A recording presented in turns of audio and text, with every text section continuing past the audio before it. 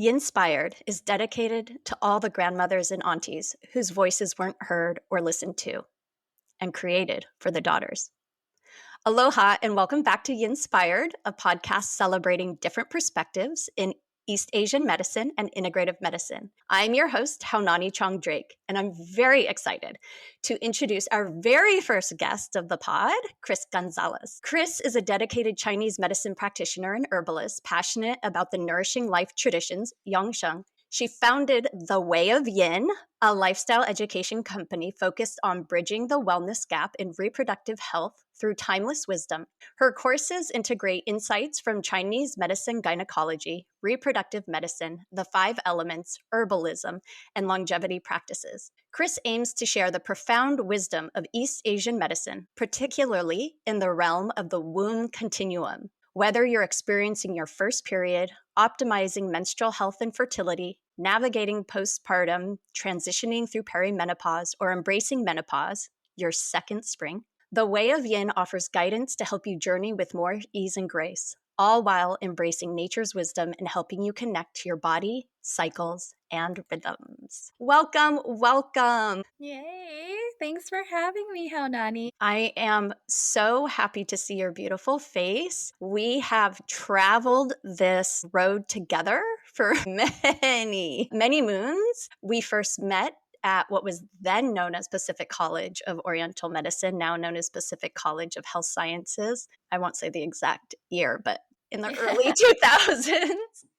And we have really supported each other in a distant way, but have really been there for each other and brainstorming a lot through this journey from being a student to now, right? As practitioners, I wouldn't call us babies anymore, but I consider myself a newbie after what are we at, 11 or 12 years of practice. Yeah. So I'm really excited for you to be here. Thank you so much for being here and sharing space with me today. Yeah, I'm loving the alignment of like the Way of Yin, Yin-inspired, and just the opening of just reverence and honoring grandmothers, aunties, our daughters. Yes, I'm here for all of it. Oh, thank you. I know you have so much in the works yourself. And so I would love for us at some point in this conversation to head into your current work. But there might be a lot of people where podcasts are a new medium for them. And, they don't see us, they just hear our beautiful voices. And I'm just curious if we could build a little background in history so that people can put your current work into context and, maybe feel not so alone in their own journey to the healthcare field or as a healer. Some people might call themselves a healer or that archetype of a healer. So I'm just curious, what was your relationship with medicine growing up? Ooh, that's a beautiful question. I think from a really young age, I was always sensitive with like my senses, like either it be like touch or sight, visual, listening, smelling. I feel like I was kind of one of those sensitives, that smells are just really smelly and sights are just really bright. And so I think for my particular nervous system, the world was a lot at times. And so I was really quiet and super, super shy and very inward. Yeah. And I think because of that inward pull to almost kind of learn to adapt with this world that felt like a lot, things became stagnant because of that, and emotions were stagnant. There was not a lot of opportunities for expression. And I grew up within a military household. My dad was in the Navy, and so there was a lot of structure. And my mom is from South Korea, and so that comes in with a lot of tradition. And just growing up kind of in the West, there was just this kind of tension there of wanting to express, wanting to kind of break open, but just kind of feeling super drawn inward at the same time. And I think what that breeded was a lot of stagnation, a lot of repression. And so what ended up happening around puberty was that I actually got an autoimmune condition. It like set the stage for an autoimmune condition. And yeah, I was like rushed to the hospital, had to have emergency surgery. They thought it was appendicitis, and no, it was my body was attacking my own digestive system. So I was diagnosed with Crohn's. And so ever since I was like 12 or 13, that's kind of been my story for a long time. And that was my first introduction into the incongruent. Yeah, it's like I grew up sensitive to sensations. And that was like the ultimate, attack on my sensations or my body. To be in that kind of cold, sterile, metal environment, it was a real traumatizing experience. So we tried the Western medicine route and it just produced way too many side effects. I had itchy hives all over my body, lots of weight issues, mental, emotional issues. And so my mom, coming from her background, even though her and I had a really hard time in our youth, in our relating, what I feel like I'm super grateful for is her lineage, and what it provided was a different perspective on how to be well. And so I just remember, visiting Korea, and even like within our house, like living all kinds of places in the US, there were herbs cooking. There was acupressure happening. Yeah. And even though she didn't know a lot, it was enough to build intrigue.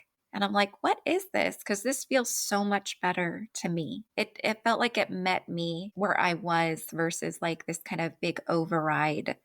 And pulling me kind of deeper into that resistance of like the kind of Western medicine model that felt really invasive.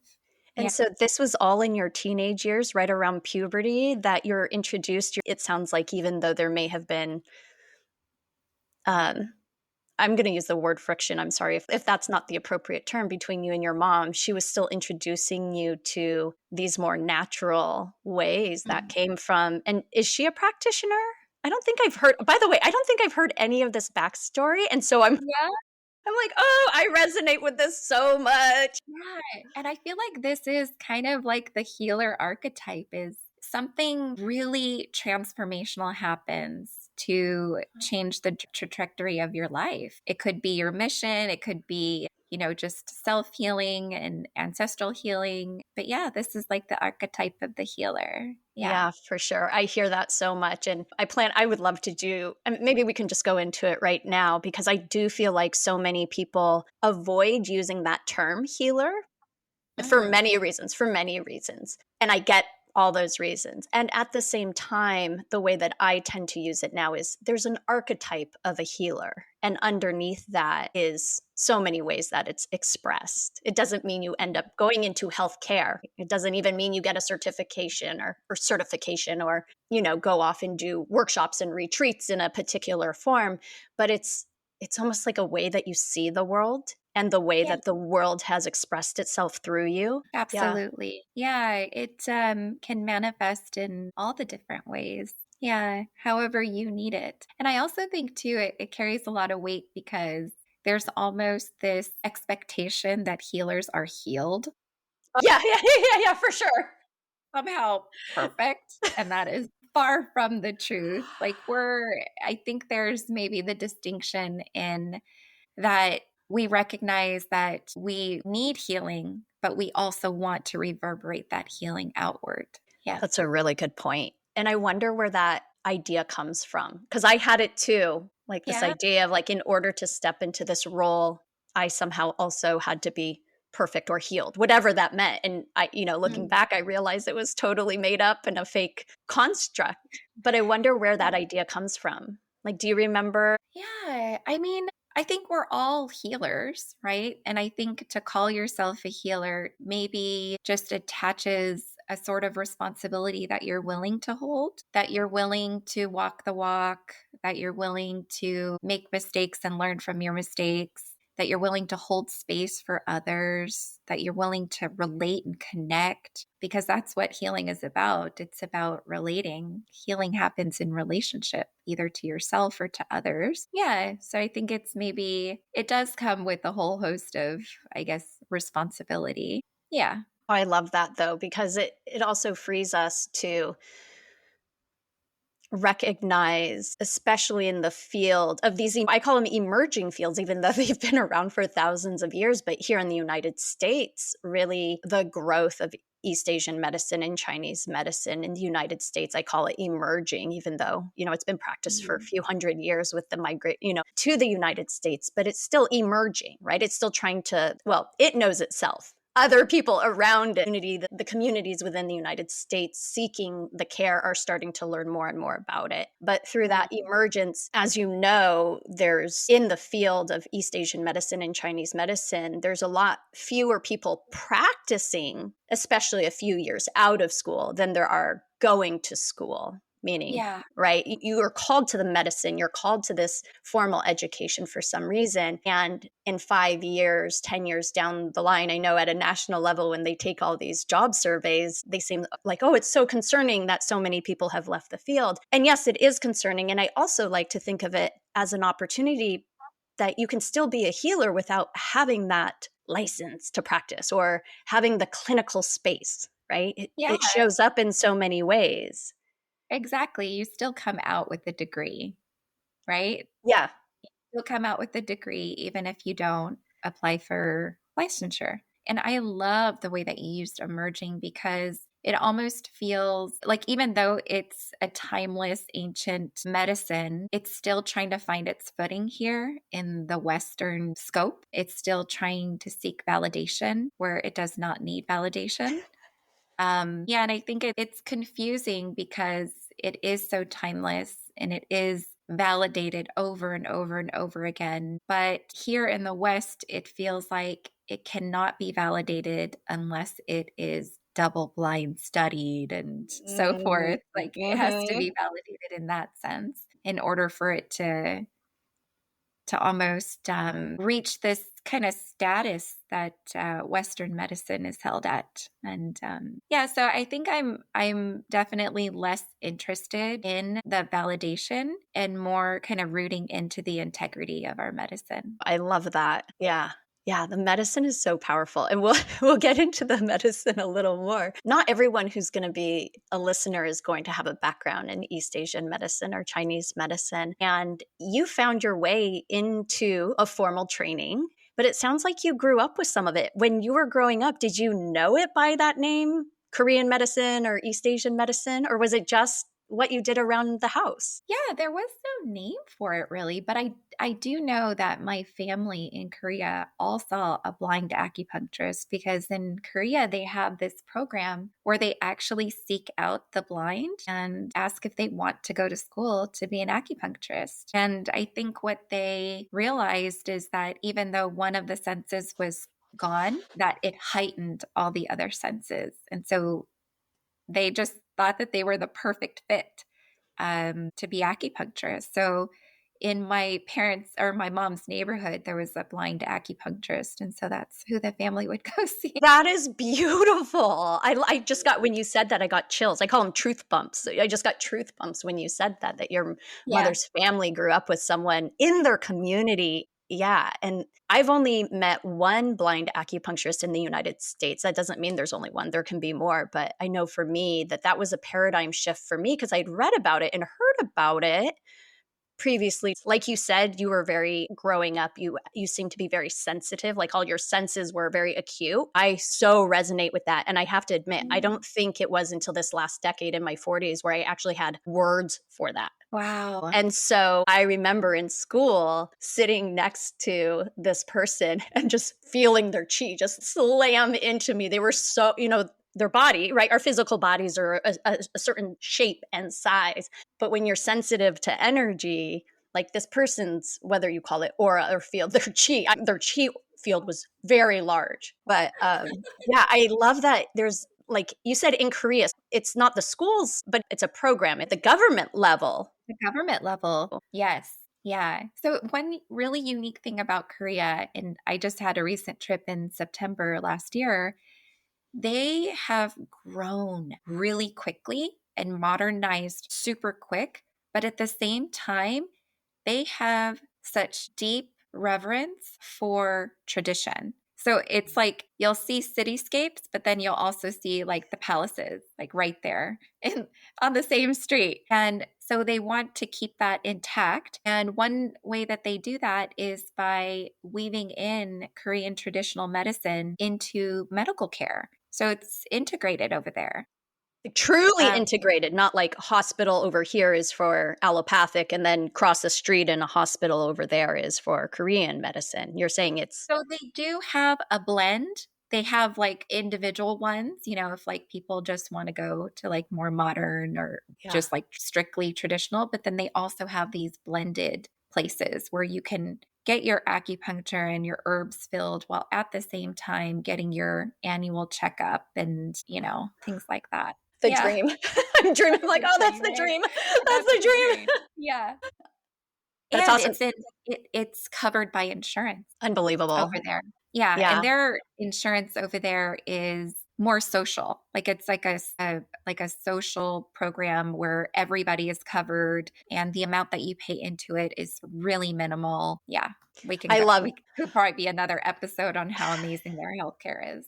Yeah. Well, I think for anyone listening to this who has connections to the administrative side of healthcare, I think it's really important to we know Mhm. that there's challenges in the current healthcare system in the United States. I mean, we're also at a very lucky time, but also, you know, there's a lot of cracks, right? And Yeah. I think it's very easy to not look outside of like Western models of care to look for other solutions. And also, I see this in our own medicine and some of the hurdles we have in just the acceptance and the emerging of East Asian medicine in the United States, but also looking at healthcare models as a whole, Yeah. right? And to know that there's other countries who already have these integrative models and that they're not just emerging, that they've been working.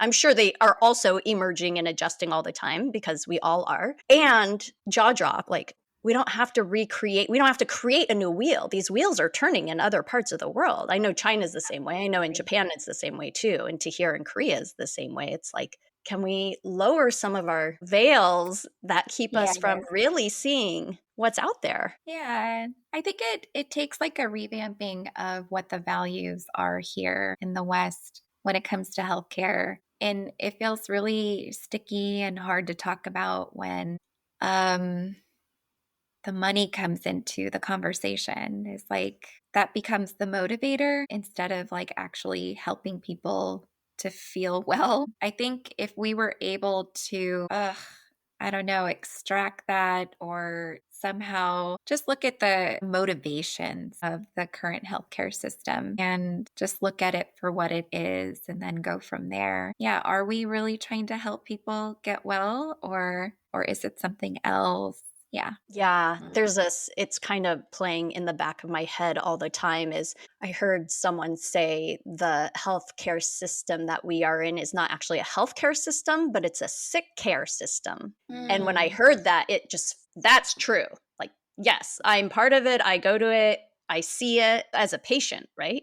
And yet my heart yearns for a healthcare system. That's why I got Right. into medicine. Even as a kid, I knew I'd be in the healthcare system. But now, Ooh. yeah, and Be now like, can't you see why East Asian medicine or Chinese medicine, like it fits a healthcare system, that true definition. yes, Yeah. absolutely. Yeah, it is like a whole system because I think when you think acupuncturist, that you just have this like singular lens of what, East Asian medicine is. That is just one avenue of what East Asian medicine is. Now we've got herbology, but then also body work. We have energetic nutrition. We have movement practices, alchemy practices, longevity that's weaved in there. Yeah, it's all there. Yeah.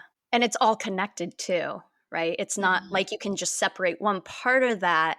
Like you said, that term extraction earlier, you Mhm. can't just extract one part and expect it to work as part of the whole because it's all in relationship with all the other parts of the medicine. Yeah, because we're dynamic. human beings are super dynamic and we're not in a test tube, or in a vacuum. Like we relate to each other, to the environment, to everything, constantly moving and changing and transforming. Yeah.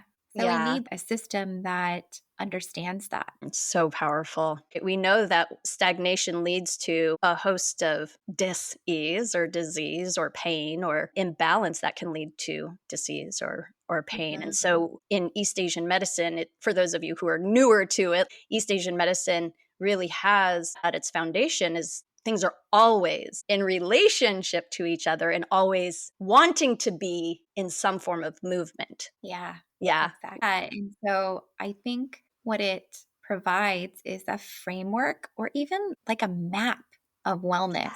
Like, I think what people are missing is I think they're just being told you just gotta exercise and eat well. And that's great. That's great advice. But I think that people need to know why. They need to know or even embody the why. Like, why do I need to do this? And I think when people can sensorially feel like into the seasons and the cyclical nature of things, it kind of builds in this deep understanding, an embodied understanding of the why. And so I think that's what our medicine provides is that framework for Yeah. understanding these practices. Yeah.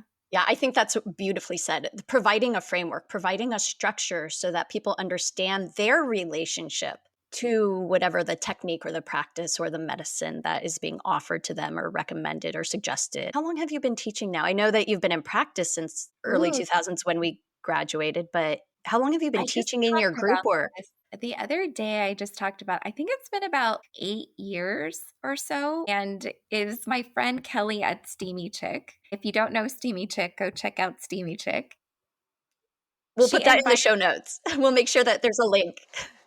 invited me to her backyard to give a talk in a yurt. And I was like, no, thank you. I cannot teach. I'm so shy, bashful. I got in my high school senior standouts, I got most bashful. So never in a million years did I imagine myself teaching. Okay. I was the one way back in the classroom, hoodie on, baggy clothes. I don't want to be seen. Because you're such a phenomenal teacher. I had to grow into those edges. And so that was the first time a friend was like, you need to teach what you know. And I was like, I'm just going to come support you. And so I came to support her in her yurt and at a gathering at a talk. And then she just kind of like pulled me, to give like insights and so forth. And of course, I was so nervous, heart beating out of my chest. I'm sweating, but it sparked something. It felt so good to share. And then that passion started to grow, and that passion kind of superseded the fear.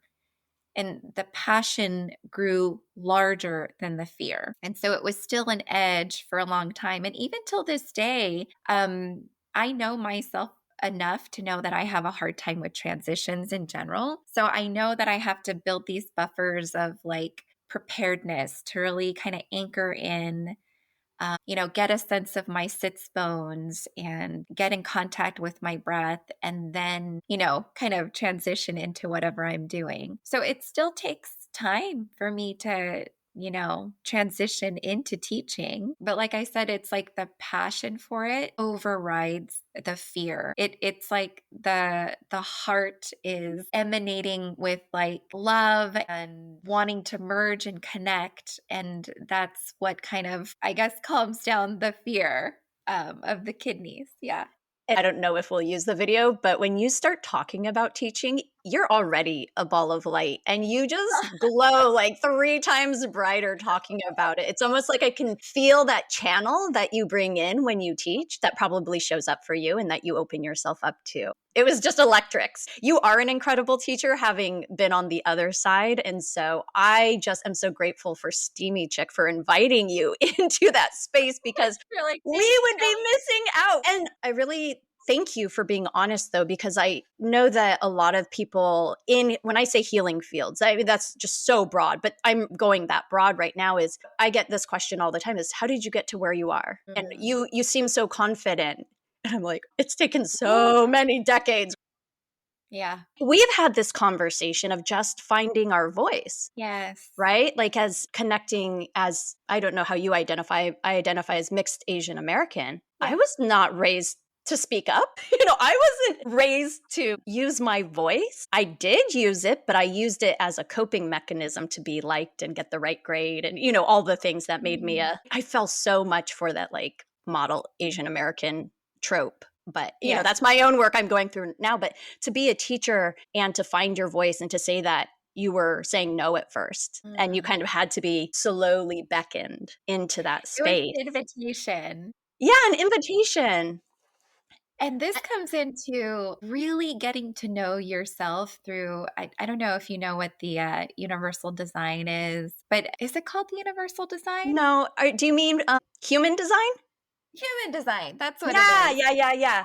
Projector. I am not an energetic type. Okay. Zero zilch energetic type. Mine, what I've learned about myself, and it took so many years because I was a hustler. In my teens and 20s, I was a hustler. Like I had like multiple jobs, went to school full time because that's what dominant culture said to do. Like you just have to hustle if you're going to make it. Yeah. And I burnt out so quickly. I had the energy and then I burnt out. And yeah, it wasn't until human design I took the test and it's like, you're a projector. You're not an energetic type. You just need to sit in your integrity and allow the light to shine. People will notice and invite you. And so it took me a long time to shift to that because I was always just a go-getter. You have to go after it. You have to make things happen, You until did it. But I totally resonate with that. Same. That was yeah. the formula. You want to Yeah. be liked, you want to be loved, you want to be accepted by your peers. You're going to do it the way that culture tells you to. And you learned it and you did it beautifully Yeah. until you realized it didn't serve you. And Yeah. there's a lot of that out there too. It's like, like boss babe and of course it's like there's a duality about it, and yes, strive for your goals and go get it, all those things. But I think those of us with like female anatomy and physiology, there is this different rhythm that we're all kind of blueprinted into that is more kind of like this kind of soft productivity that I feel like if we had the context for understanding that we could be just as productive and in a more resonant way to the earth, to care for community and each other and the earth. So there's this kind of soft, slow productivity that we can also tap into. And thank you for just, like diving right into the whole theme of this podcast, yin inspired, right? Inspired by the yin, where we see that so much of the messaging and the cultural punch we're drinking is one of your to-do list, the yāng, right? The yāng is what's going to achieve or get you to your idea of success. And what you're saying is, hey, there's also the yin. Remember the yin. The yin is just as powerful, right? Neither one is better than the other. There are other ways of doing it. Yes, absolutely. Yeah, Absolutely. so it's not like never do the yang way. It's just there's also a yin path. Yeah, and I think that that's what's missing from the conversation a lot. Yeah. But there Let's is dive another into it a little bit because I think this falls right into your niche. So when we left San Diego, you graduate. What was that journey like into your now specialty? I would consider your niche to be women's reproductive health. Would you agree with that or do you give it a different name? Yeah, so I just swim in conversations of rhythms and cycles, which like we are all influenced by rhythms and cycles. It's like literally blueprinted in our DNA, our anatomy and physiology. And I mean, we're animals. Yes, we have these minds that do great things, but we're also animals with these animal bodies that are so influenced by light and dark, that's so influenced by the changing of the season and the elements. Like we're not separate from that. We are very much that, right? And I think a lot of times humans have this viewpoint that we're kind of above it all. We can hack it all. We don't have to follow those rhythms. We could just kind of hack our way through. And yeah, you definitely can. I just wonder with the examples of people that are constantly burnt out, if that's really the way that we want to live. Yeah, and so I like to take people on a journey of how deeply they are connected to nature and the elements, and that there's a rhythmic way of being that, settles your nervous system, that prioritizes deep rest when it's time to rest, prioritizes activity when it's time for activity, reservation, growth, all these things are kind of built in. Yeah. And it's just a matter of speaking that language, really. That's so beautiful. I know that I thought we were going to learn about that in our master's program, right? The cycles. And you do learn it in your Foundations 1 class, but that's it. And it's not emphasized and talked about the way that you're speaking of it, at least the version I got. I don't know if we were in the same Foundations class, but what was that journey like graduating, right? From I would call it a TCM school. Would you agree with that? It was a TCM school. And for those who don't know TCM stands for Traditional Chinese Medicine. It's kind of like a repackaged, modernized version of some of the more classical Chinese medicine philosophy, principles, and treatments. So that's the education we graduated from. What was that journey like graduating from a TCM school, taking your boards? I don't know if you took California boards or not, but like having to know that knowledge. And then what you just spoke of was very different. It was a very different language and even approach of looking at the medicine than what was taught to us. So was there did you already know this because you were growing up with this at home? So you went through school just enough to pass the boards and you knew this is where you were going anyway? Or was there kind of a switch, a transition, an aha moment where you realized, wait a minute, what they taught us isn't sitting with what's in my heart or in alignment with whatever that voice or spirit, whatever you would call it? What was that journey like for you? Yeah, I always felt like something was missing. And I almost wish that before I signed up for school that I knew the scope of the different schools and the history of, Chinese medicine.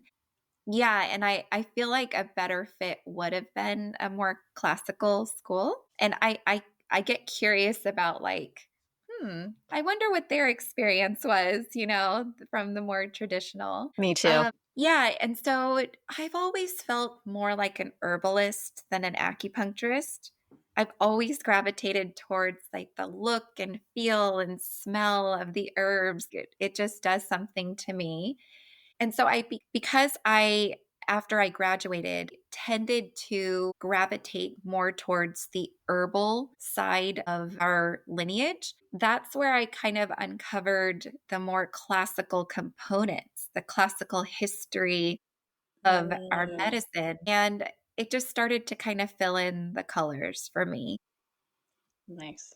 Yeah, fill in the gaps, and that it mattered about the theories of the Tao and the Wuji symbol and yin and yang intertwining, and that coming to like the three treasures and then the five elements and going from there, and how our relationship to these things is where that medicine is. And so I feel like that started to kind of paint in a lot of things for me. Yeah.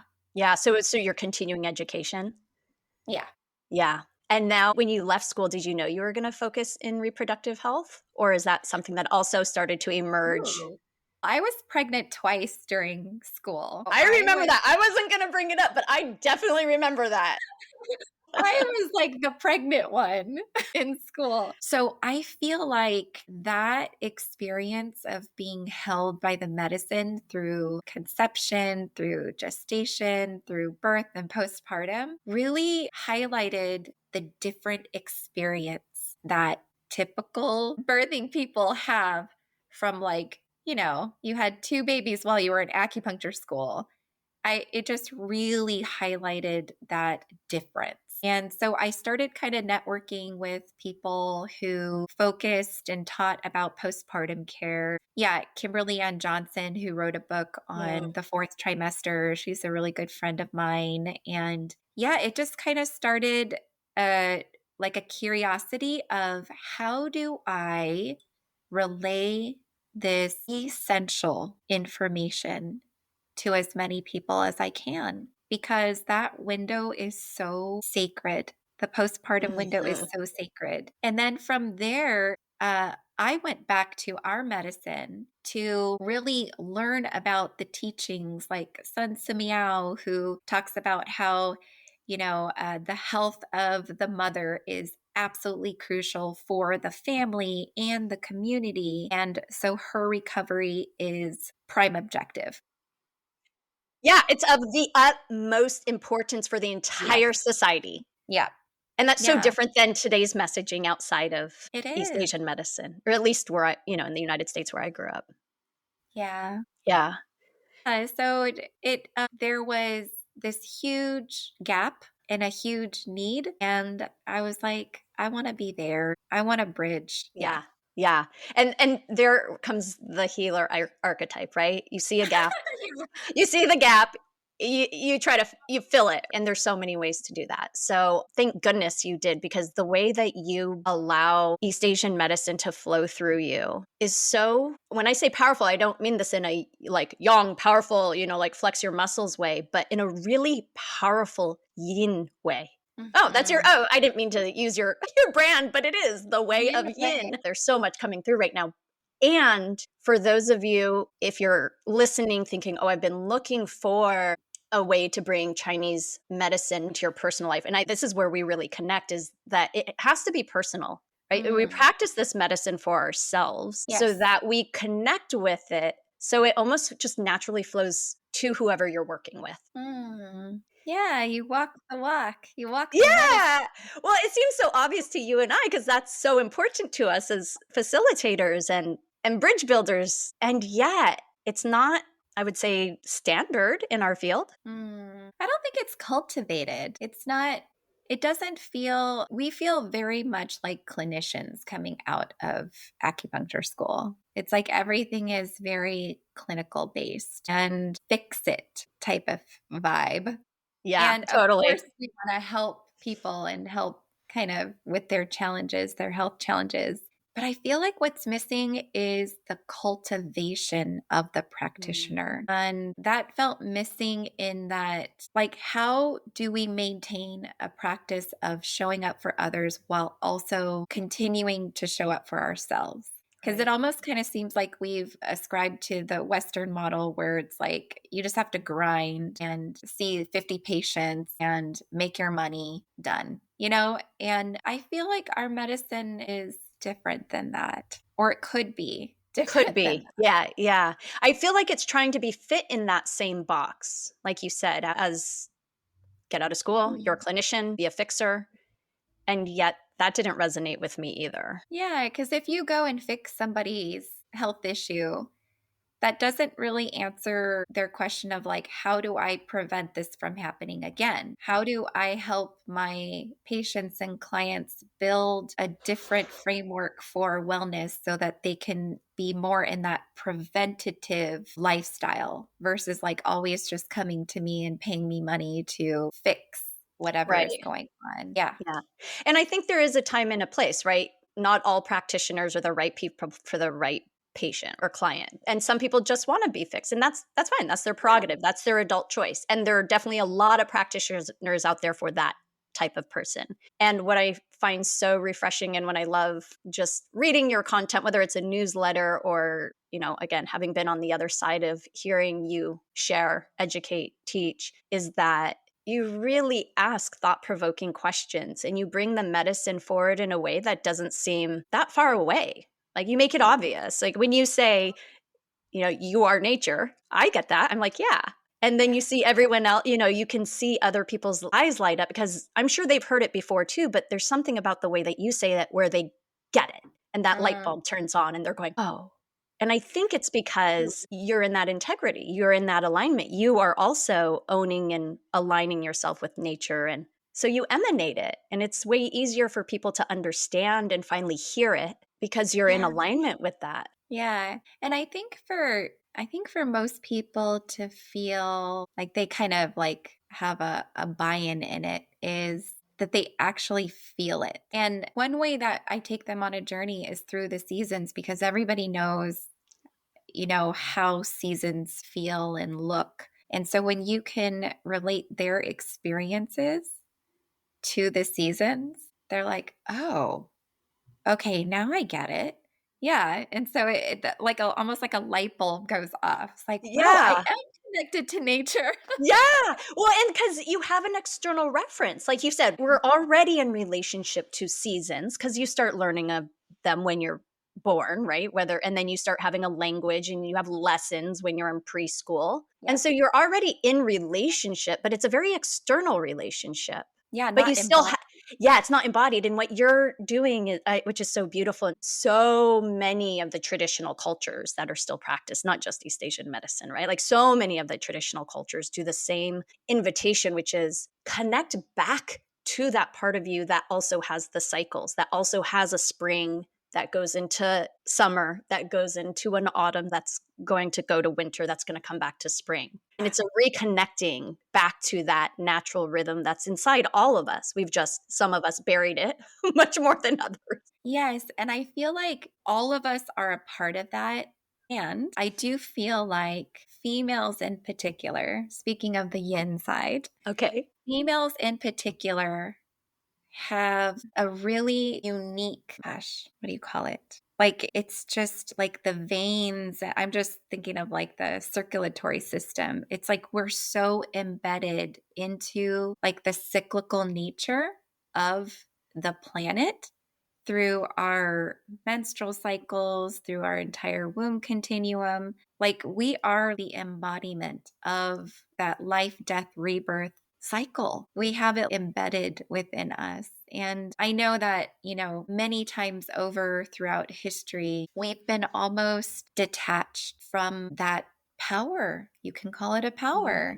Like Mm-hmm. kind of that yin power of being so deeply interconnected with the earth. And I feel like that is my mission is to almost like reconnect what has been disconnected so that you can feel just how powerful you are. Like you literally can create like actual life, you know? And that can manifest in so many ways through your creative endeavors, through actually birthing life.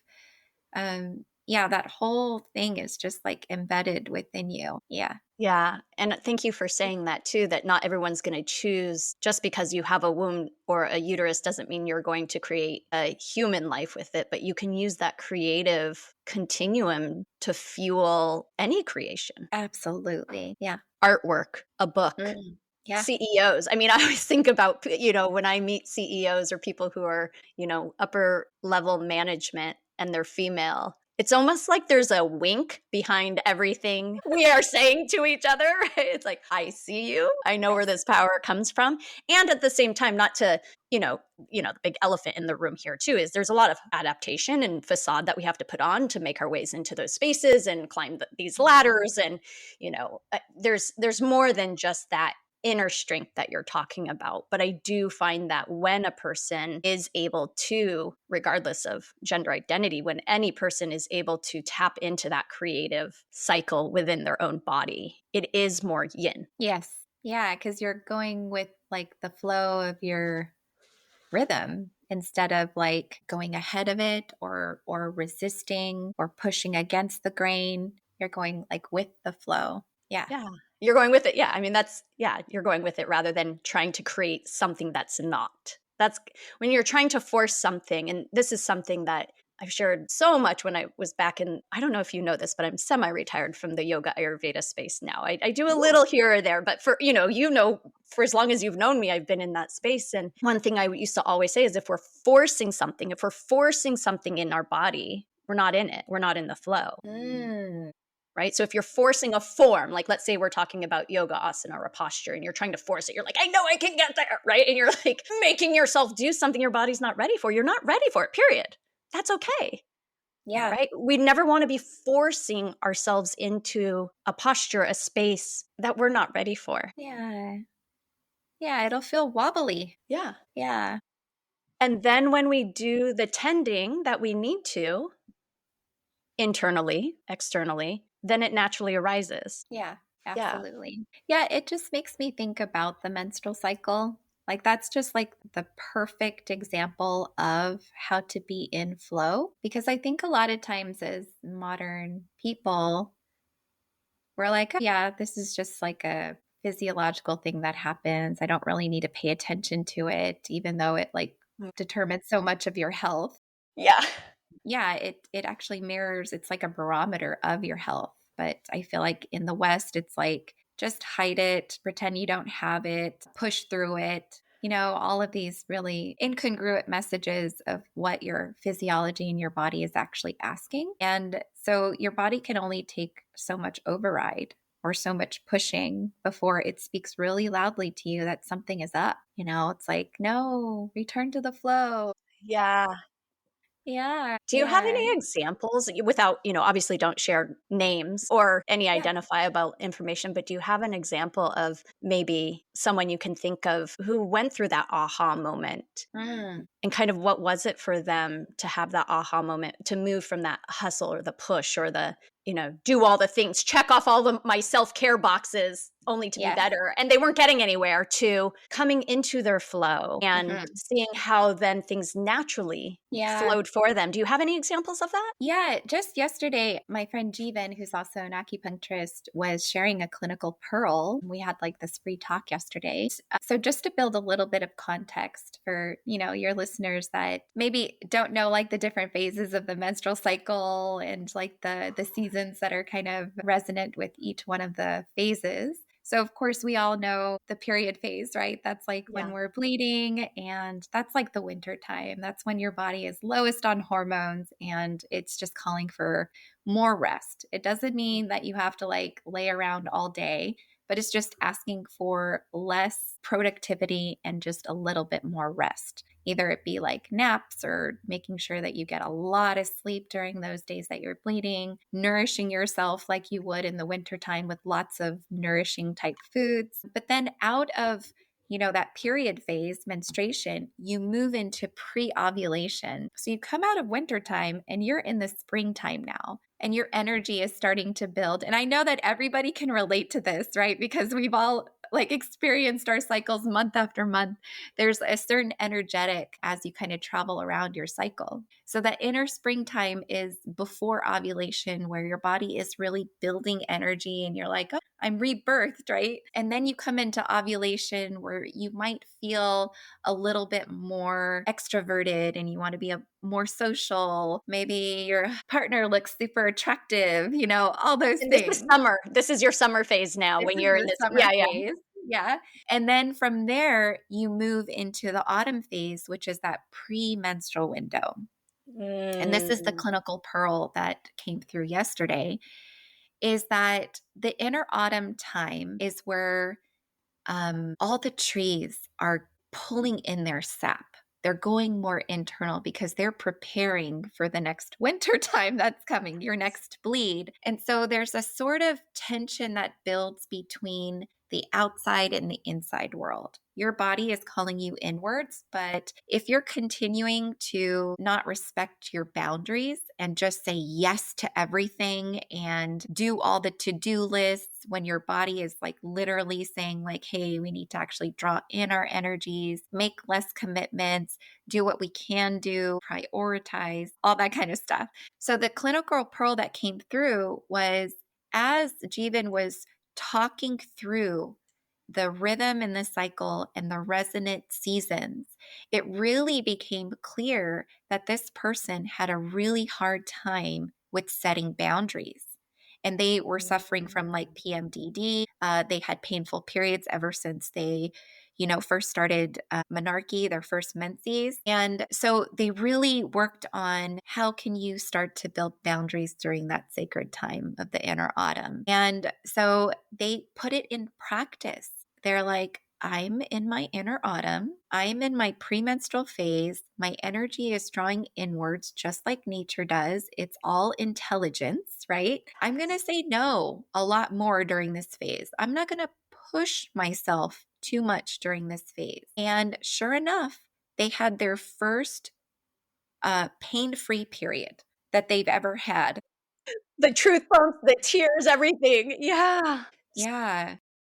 So I just wanna try to say this in the seasonal term. They were still being late spring, summer, even though their body physically was going into autumn. Yes. And so there was a Over and over misalignment and over over again. their whole for decades probably, Yeah. or at least years. I don't know how old this patient or this person was. And so it was a matter of aligning and allowing themselves to be in alignment with that. Yeah. That's so powerful. I know. Can you imagine if our reproductive education led with this too? Yeah.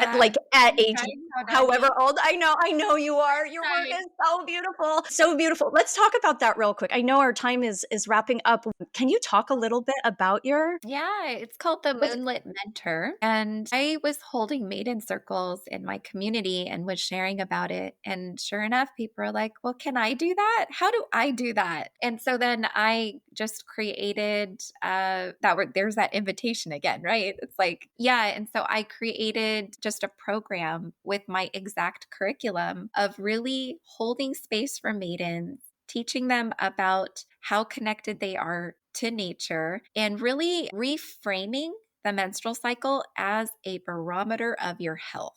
Like this is going to determine your health for the rest of your life. So might as well like gain a relationship with it now. And it's not about sex education. It's more about realizing that you have this power within you, this capability, and that you are so connected to the moon cycles, the seasons. And so we do a lot of artwork and pottery, and we make it super embodied. We make like moon boxes and cycle tracking bracelets and all the things. It's really fun.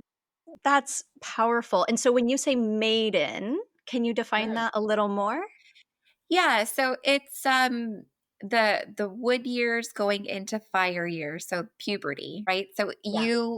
you want to frame what's coming. Usually the demographic, I've tried many demographics with this, but the best seems to be at like around the 9 to 11 range. Yeah. And Awesome. a lot of people might think like, oh, it's too soon to talk to them about this kind of stuff, but you know, girls are getting their periods earlier and earlier and earlier. So, 9 to 11 window has been really great. Most parents are on board with that age range. Um, Usually, if you get them later where they've already started their periods, they've already started their cycles, that's when they're in that puberty kind of narrow tunnel. And it's a little harder to reach them at that point. Not impossible. Right. But yeah, I think like the 9 to 11 range is really great. Well, and as a mother of a 9 about to turn 10-year-old, I can tell you that her mind is still so open to Yeah. storytelling and metaphor and arts and crafts. And so I could see how it would really land and be part of then what's to come and that curiosity about the body rather than already being in it and having to redefine certain things that they've already experienced. So I love that. That's so powerful. And so you're also leading practitioner trainings, right? So if I want to lead one of these in my own community, you have your own mating groups where you live, but you're also training people in the healthcare field, right? To lead their own groups. Yeah, actually, this program is open to the general public Oh, because, like awesome. who you're speaking to, like at the very beginning in your opening, aunties, grandmothers, these are our elders and have lived embodied experience. And so part of the program is really healing your inner maiden and your relationship to your menstrual cycle so that yeah, so that healing happens for you, and then that can reverberate out into your community. Yeah. Oh, I love it. I thank you so much for the work you're doing. We're going to have you on regularly if you're okay with that. Oh my gosh, yes. Okay, because I want to respect your time. And I think that was like a really beautiful gift you shared with us. And I think planting a seed for all of us to reconsider how we can look at our own cycles in a more loving, accepting, cyclical way. So thank you for that gift. Thank you for having me. Yeah, before we go, I'd love to do a rapid fire with you if you're open to it. Ooh, okay. Okay. And I mean, full consent. You have the right to say pass, right? No need to answer if you don't feel comfortable. Okay. So rapid fire. First thing that comes to mind, even if later on in a few days you're like, I would have said something else. It doesn't matter. Okay. Just for fun. Okay. Okay. Best advice you've ever received. Practice over perfection. Worst advice you've ever received. Worst advice. Yeah, like anything like don't trust yourself or just ignore that type of vibe. Yeah. Okay. Are you a morning bird or a night owl? Both. It depends on the season, I think. Yeah, of course. Yeah. What's your favorite food treat? Food treat. I love dates, like the Majol dates, but lately I've been making like a date cake that's really yummy. Ooh, maybe you can share that recipe with us. Maybe we can Yes. put it on the show notes. What's your favorite tea currently? I'm always like an Earl Grey person. I love Earl Grey. It has to have really strong bergamot flavor. I didn't know that about you. Same with me. Yeah. Must be my dad's side. He's like Norwegian Irish, I think. Something Earl Greyish about my dad's side. All right, just a few more. Finish the sentence. Be the type of person who. Be the type of person who understanding, like empathize, relate. Everybody's going through things, you know? Yeah. Yeah, absolutely. And one last question. What is your one wish for healthcare? You have a magic wand. You're going to use that one wish for healthcare. Heart. I'd say bring the heart back in healthcare. Yeah. Leading with heart. Yeah. Ooh, those are fun. Oh, good. I'm glad you liked it.